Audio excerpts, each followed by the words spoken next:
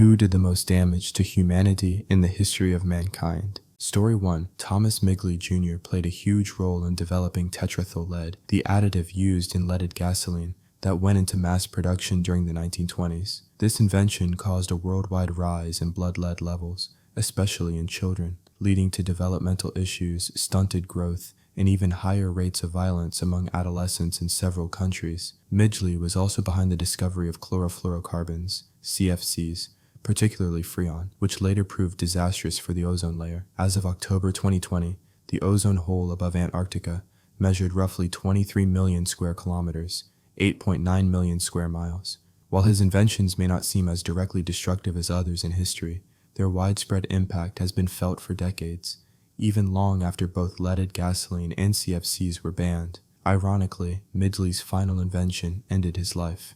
After contracting polio, he built a system of ropes and pulleys to help him get out of bed. One day, he got tangled in it and was strangled to death by his own creation. Story 2. Trofim Lysenko, a Soviet biologist who thought Gregor Mendel was a reactionary whose thoughts had no place in the Soviet Union. He tried to reinvent agricultural practices to maximize productivity, having farmers put seeds very close together under his belief that plants who belong to the same class will not compete for nutrients. He was given the Order of Lenin 8 times for his pseudoscience, while his theories contributed to the deaths of millions through famines that plagued the USSR. Later, he was finally discredited after Stalin's death, but then Mao Zedong adopted his practices, which helped cause the Great Chinese Famine. Story 3. Guy de Chauliac. He was a surgeon in the 1300s who vehemently spoke out against another fellow surgeon, Dederich Borgognoni. Dederich was a surgeon who wrote about his theories on proper wound care and believed that the best thing you can do to a wound is wrap it and keep it clean. Guy hated what Dederich was writing because it directly went against the teachings of Galen, an ancient Greek surgeon who believed pus was the body's way of balancing your humors. Guy's teachings were widely accepted, and it's believed that his ignorance set the development of antisepsis in surgery back about 600 years. Story 4. Thomas Midgley Jr. In 1921, this guy discovered that tetrathyl lead could be used as an anti-knocking fuel additive for cars. It satisfied the needs of oil companies at the time because it worked, was cheap, and was patentable for that purpose.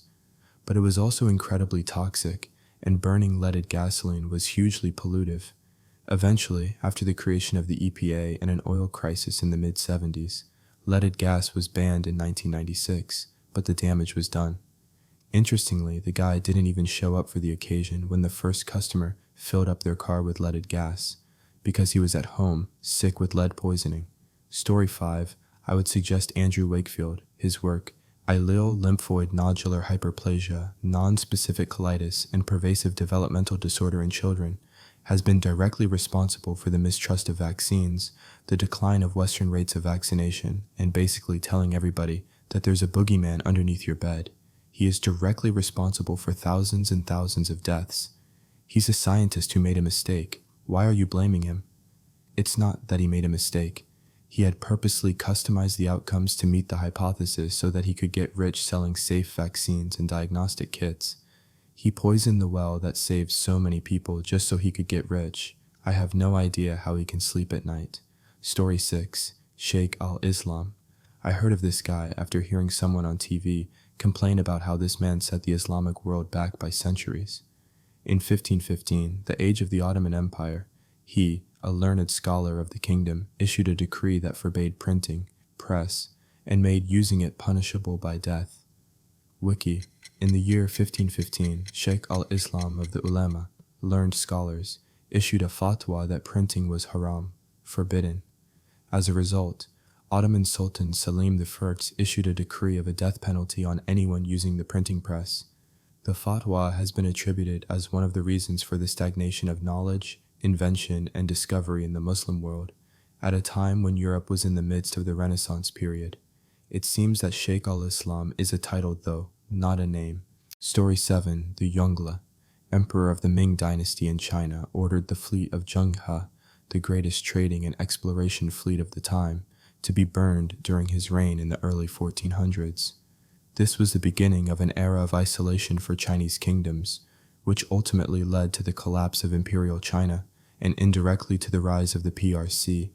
Additionally, the wealth of the world overall decreased as a result of reduced trade with China, and if China had continued exploring it, it's possible that they, not Europeans, would have colonized North America, instead of merely maybe discovering it, then telling no one as they did in history. It may not be a significant alteration of human progress, but it's one of those events that sets the world in a definitively different direction. Story 8. Sir Mark Sykes. This man was the British element in the Sykes-Picot Agreement. For those of you not in the know, 100 years ago, the Middle East was an area that did have some nations and some more tribal areas. So people were more divided by language and culture, some by religion. France and Britain decided to carve up the Middle East into easier to govern territories, but fumbled this task and instead divided the territories on the map over these religious and tribal lines. Not only has this been a main contributing cause of conflict in the Middle East, if you take two opposing or rival groups and then suddenly group them as one country, what do you expect? But said conflicts have then fueled further conflicts again and again. This has then been further used by Islamic extremists as a reason to hate the Western powers, as they were the ones who created this terrible agreement. Even Sykes himself accepted that the agreement's wording should be changed in order to give those countries autonomous rule. What is a little sad is he actually seemed to want to help these regions with the agreement, but just bumbled the whole thing, which has led to most of the issues the Middle East has to this day. Sykes didn't make the modern Middle East, though. He just played a large part in creating the circumstances in which its current problems thrive. Imagine all of the advancement, education, and collaboration that could have happened had the Middle East been allowed to flourish, unhindered, and without resentment. Story 9. Genghis Khan. While he personally didn't do much to hinder human progress, his reign began an era of Mongol expansionism and devastation, and his successors were responsible for the destruction of the House of Wisdom of Baghdad, ending the Islamic Golden Age, and not to mention the destruction of numerous cities and the deaths of many. Also, the Mongol Empire eventually paved the way for the Black Death. The empire led to many trade routes being formed between Europe and Asia, which eventually led to the transmission of the Black Death to Europe in the 14th century. Story 10. Thomas Midgley Jr. single-handedly reduced the IQ of the entire nation of the U.S. due to airborne lead poisoning from his invention of leaded gasoline. Then, upon hearing it was dangerous, launched a campaign to point out how it wasn't dangerous. He's responsible for 7 million tons of lead being put into the atmosphere between the years of 1922 to 2000, when leaded gasoline was finally banned worldwide. Not satisfied with his destruction of air quality, however, he then went on to invent Freon, which punched a hole in the ozone layer some 40 years later.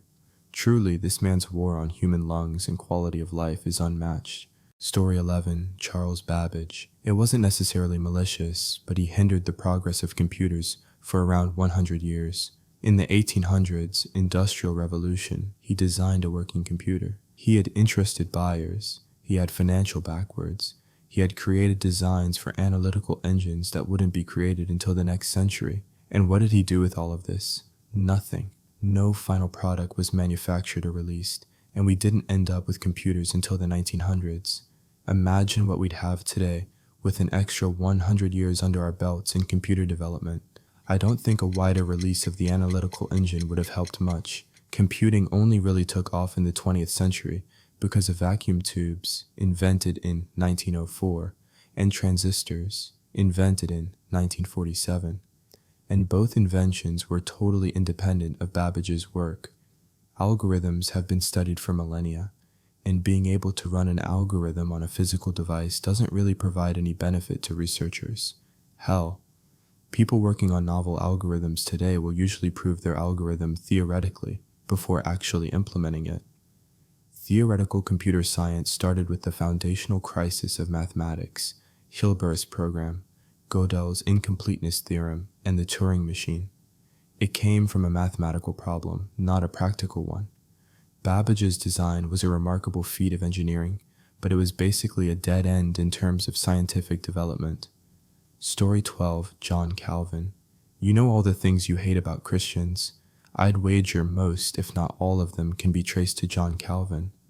And Anselm as a dishonorable mention. His heresy informed the Puritans, which informed the origins of American society, which informs the norms of the West today: individualism, social Darwinism, belief that people are generally broken and evil, the view that people get what they deserve, and the poor, the wretched, anyone struggling in life caused it and this deserves it, that the rich and happy deserve it, the evangelicals in the US and all their legalism and hatred and anti-science and anti-love. John Calvin. It's no surprise that Calvinism is the only Protestant tradition condemned as a heresy in Eastern Orthodoxy, and they did so in the 1600s. Story 13, Gavrilo Princip, the guy who shot Archduke Ferdinand and triggered World War I. And if that wasn't bad enough, the consequences of World War I led directly to World War II. The damage wasn't just the millions who died in the wars. It was the loss of the optimism of the time and the progress that it drove. After the war, people became less open to daring ideas and more skeptical of the possibility of progress. How much progress did that alone cost us? Gavrilo was part of an association called the Black Hand. While you're not wrong, the shooting of the Archduke was merely the trigger that set off the events that followed. It was a time of intense nationalism, and a worldwide war, in my opinion, would have been inevitable regardless of the assassination. Story 14, Bakhtiyar Khilji burned down the University of Nalanda in 1202, which at its time was the biggest and one of the oldest universities on earth. He was pissed because the doctors and scientists at Nalanda knew more than people in his court. It was a 700-year-old university, and so much of ancient knowledge and science was destroyed, it's heartbreaking. Story 15, Eilmer of Malmesbury. In an effort to fly, he constructed a crude airplane design, strapped himself in, and went for a jump from the highest tower in 10:10. He did okay, but was unable to maintain altitude, and after gliding 2 football fields, crashed into the ground and broke his legs. He immediately cursed himself for not including a tail. He drew up an extra diagram and made alternate changes to his design to include a tail. But the bishop came down and said, "Look at you. You are permanently disabled. This is unsafe. We are not meant to fly. Get a hold of yourself." It would be another 900 years before someone put a tail on a design like his and birthed the idea of true flight. Had he been a bit more patient, flight would have been achieved hundreds of years earlier. The bastard. Story 16, Hulagu Khan. He ordered his army to attack and pillage Baghdad. Baghdad was the largest and most advanced successful city in the world, housing lots of talented people and beautiful structures and palaces, libraries, and schools. Its design and how it's built and engineered was one of the wonders of mankind, literally the closest modern city you would get in 13th century. Unfortunately, not until 12 to 58 AD. Many hospitals, medical schools, normal schools, universities, etc. Small and large libraries, including the House of Wisdom, which was known as the largest library at that time. It contained books from all over the world, were burned to the ground. Huge amount of scientific books, historical records, ancient Greek works, even fiction books, and what can you name from book sections were either turned to ashes or thrown in Tigris River. Not to forget to mention that also he slayed so many well-known scientists and professors. Survivors from that time said, "The waters of the Tigris ran black with the ink of scholars and red from the blood of the people." Amazing how few words and a high rank can impact the world. Story 17, Pol Pot and his regime when his party Khmer Rouge ruled Cambodia. He and his party is responsible for the genocide in Cambodia that ended almost 2 million people. Monks, professionals such as doctors, people who are viewed as political enemies or aiding the Vietnamese are purged and executed. Lands taken back and people are forced into labors in rural farm areas. Cultural landmarks, monuments, and literature from thousands of years of Angkor Wat have all been destroyed. This displacement set Cambodia many years back.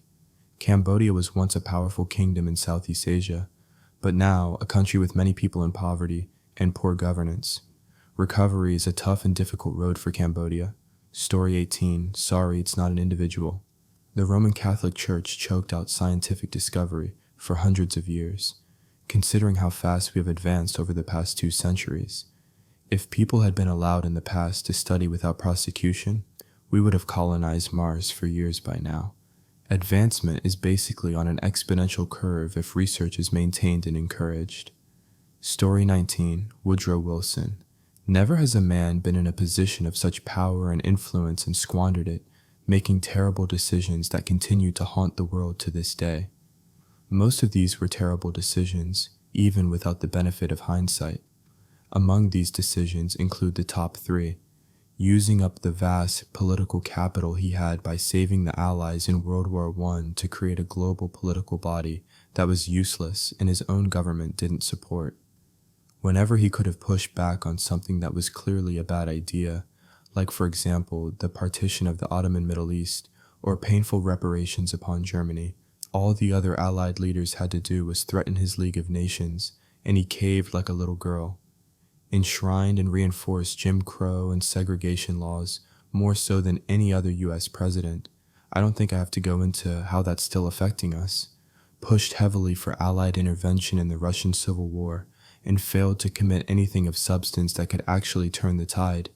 Instead, just sending in a tiny invasion that was just enough to forever ingrain the thought in Russia that the U.S. was an enemy. On top of that, he actually gave the army orders to not cause trouble while they were invading a country. Story 20, Emperor Constantine. Converting the Roman Empire to Christianity led directly to its spread and absolute control over not just the whole of Europe for centuries, but via the rampant empire building of the 15th to 20th centuries, the violent imposition of Christianity on the Americas and Africa. Edit. Yes, I believe this hindered humanity, as without the vice-like grip on science and understanding the Church had, and the blank check for imposing their views in horrific and fatal ways, the European powers could have advanced in technology and science throughout the Dark Ages and Renaissance. Who is to say, without the bleak choice for free thinkers of turn yourself in to be burned at the stake, or hide amongst the clergy and pray to their God that you don't get discovered as a scientist, perhaps the Industrial Revolution would have been brought forward several centuries ago. Even in the 19th century, though, unchecked Christianity actively hindered science. Just consider the backlash from the church and populace at Darwin's theories in his lifetime. Story 21. Apparently there was this volcano that was so destructive that it reduced the human population down to a few thousand, tens of thousands of years ago.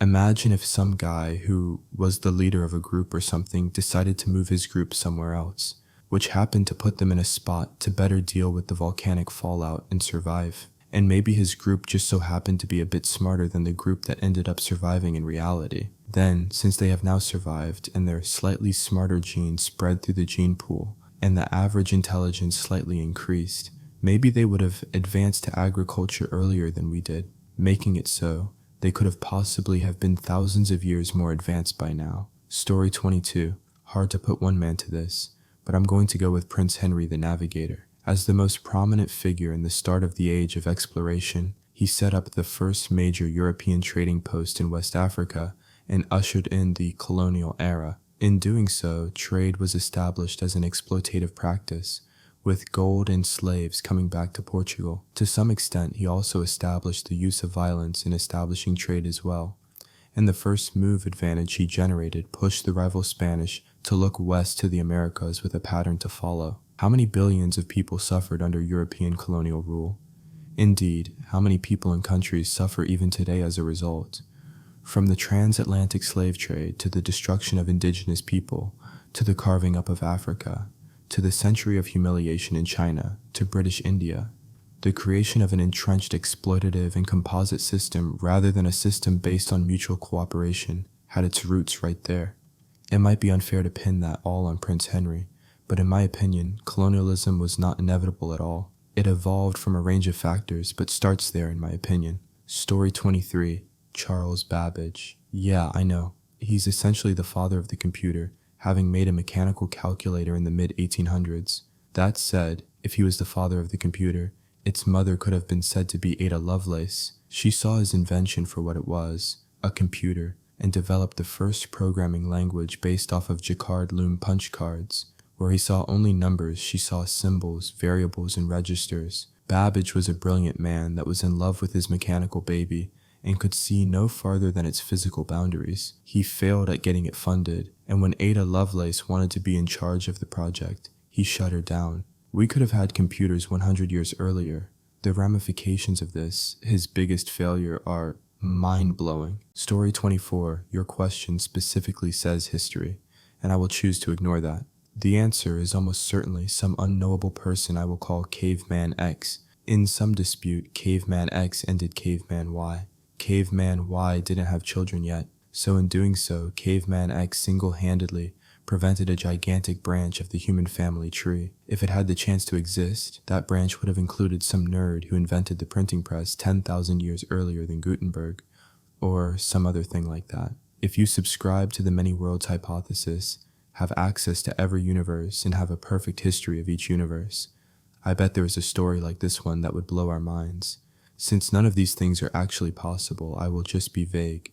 The most damage to the progression of humanity may have been done by the first person to commit an assassination. Story 25, the assassin of Julian the Apostate. Julian was Roman emperor in 360. This was a time when Rome began to fall for several reasons. One of them was the spreading of Christianity. Born as a Christian, he returned to paganism as soon as he became emperor, because he was a quiet, well-educated man in many ways. As the last pagan emperor, he tried to reform the state in such ways so Christianity wouldn't keep on spreading. For example, during his reign, he forbade Christians to teach ancient texts because Christians' teachers corrupted their contents and misinformed their students. Sadly, Julian was killed in a Persian campaign, but we still don't know who ended him. He either died by a Persian lance or was ended by a Christian in his own ranks. Many Christians applauded his death. If Julian hadn't died, he could have changed Rome back to paganism, as I think the majority still was at that time. Christianity has caused some serious issues in the empire. Just a few years later, Rome and the Western Empire fell. Contributing to that were the Christian Eastern Romans, which refused to help because Western Rome was still in large part pagan. Much of ancient science, literature, was lost because Christians refused to copy the majority of them, as they were heresy. They rather copy 100 times an unimportant holy book. This degeneracy caused us to fall back many hundreds of years. Story 26. Roll with me a minute because it was unintentional, but Charles Darwin. His theory was followed by a deluge of terrible, dangerous, and vicious pseudoscience that generally boiled down, one way or another, to people who don't look or think or act like me are less evolved savages whom I don't need to treat like real people. If you look back at thinkers like Lombroso or Nordau, you can trace the lines from Darwin straight through to the eugenics movement, and racists and imperialists everywhere were quick to cry evolution when they meant, we want those people's lands or money or lives or labor. It's particularly creepy in a book like Max Nordau's Degeneration, as he explains blandly that the victims of degeneration will argue that they aren't degenerate, but no one needs to listen to their explanations because they're just symptoms of their dangerously diseased brains. You can practically hear the German jackboots marching in the background. Then, of course, there's social Darwinism, which at its worst and most self-serving turned into, if you're poor and dying, that's a needed calling that will make our economy and society stronger. Darwin, to be clear, didn't create these offshoots of his theory, and of course humans have been finding ways to decide that other people don't count as people for as long as we've had humans. However, Darwin's ideas were quickly seized and used as the implicit or explicit underpinning of over a century of justifications for every kind of exploitation and bloodshed. Story 27, Charles E. Chuck Dederich Sr. He founded Synanon and the Game, which was rebranded by actual psychologists and psychiatrists as attack therapy. His work directly resulted in the troubled teen industry becoming a place where we abuse kids 11 to 17 years old, creating generations of people who went through mental, physical, and emotional abuse. The sickening thing is, some of the concepts that they try to drill into kids' heads are actually correct and very valid, but the approach of abuse has made many who didn't become compliant, obedient dogs afraid of therapy, and reject sound advice because they have memories of it being yelled at or physically beaten into them. It may not seem like it now, but this industry, as of 2020, has over 30 million kids going through it. Facilities rarely get shut down, but when they do, they are almost immediately revived under a different name. Same people, same building, different name. Sometimes the building changes, sometimes the people change, but never do the tactics. Story 28. Any answer is very hypothetical since it would require some science fiction what-if projection. In my opinion, the fossil energy industry may be the answer. Even though it allowed rapid progress, it may not have been worth long-term speaking. Our society developed around the exploitation of oil and coal to produce energy constantly. I feel our technology is very late in the area of energy storage since we have been relying on oil and coal. We are late to solar energy as well. I mean, we can make GMO thanks to biotechnology. We can explore a bit of our planet's surroundings, but we can't decently produce energy from our most obvious source, the sun. I feel we'd have free energy now if we had put our development into what we call now energy alternatives. What really surprised me is that we haven't found any better way to store energy than pumping water up to release it later. We can create AI, we can clone ourselves, we use quantum properties of particles in computers, but still have to use hydro dams as giant batteries. Story 29. Not all of humanity, but slavery and indentured servitude were on the way out in the US before Eli Whitney invented the cotton gin, and cotton became a profitable crop. Before its invention, it was becoming too expensive for farmers to keep servants relative to their production quantity. This doesn't account for the Caribbean slave trade, but slavery in the US may have been circumvented or abolished a century sooner if the cotton gin never existed, preventing it from becoming so embedded in antebellum economics and culture.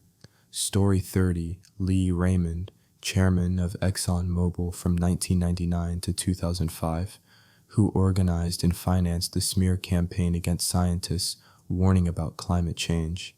He spent his entire career at Exxon, was appointed to the board of directors in 1984, and was named president in 1987. He certainly saw the internal memos from back then, which identified the burning of hydrocarbons as a dangerous contributor to greenhouse gas effects. He knew what was up. He deliberately took measures to hide that information from the public and prevent outside scientists from being taken seriously on the subject.